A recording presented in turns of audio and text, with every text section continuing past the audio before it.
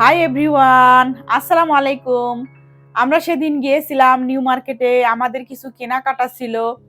কেনাকাটা বলতে আমরা রিইউনিয়নে যে শাড়িটা পরবো সবাই মিলে, আমরা সেই শাড়ি কেনার উদ্দেশ্যে গিয়েছিলাম ধানমন্ডি হকার্সে। তো ওইখানে কেনাকাটা শেষ করে আমরা কাচ্চি বিরিয়ানি খাবো, তার জন্য আমরা চলে আসলাম স্টার কাবাবে।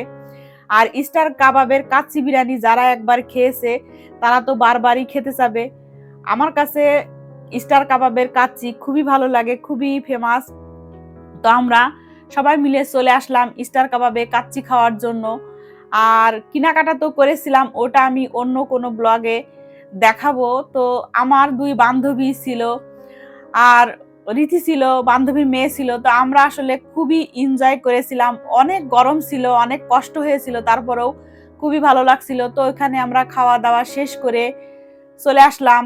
আর আমার বান্ধবী মরিয়ম, ওর আবার একটু কাজ ছিল, তো ও বিদায় নিয়ে চলে গেল ওর মেয়ের সাথে। আর যে বান্ধবী আছে মুক্তি, ওকে আমি ধানমন্ডিতে নামিয়ে দিব। তো ওখান থেকে বের হওয়ার পরে রীতি আবার বলছিল যে চা খাবে। তো স্টার কাবাবের পাশেই যে চায়ের দোকানটা, এই চাটা কিন্তু অনেক টেস্টি, আমি এর আগেও খেয়েছি।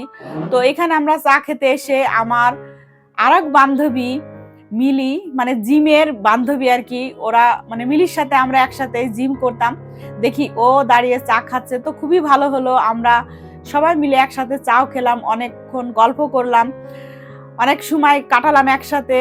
তো খুবই ভালো লাগলো, আর চাটাও সাথে ছিল।